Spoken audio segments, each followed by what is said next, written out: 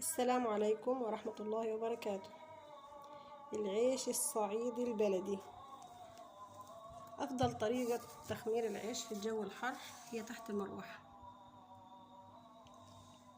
تخمريه حوالي ساعتين يمكن أكتر شوية تحت المروحة على الهادي كده. أول ما تلاقيه خمر كويس بتشغل الفرن اهو. بسم الله ما شاء الله، بسم الله ما شاء الله، تحت المروحة اهو، عشان الجو حر بيبقى الشمس سخنة خالص.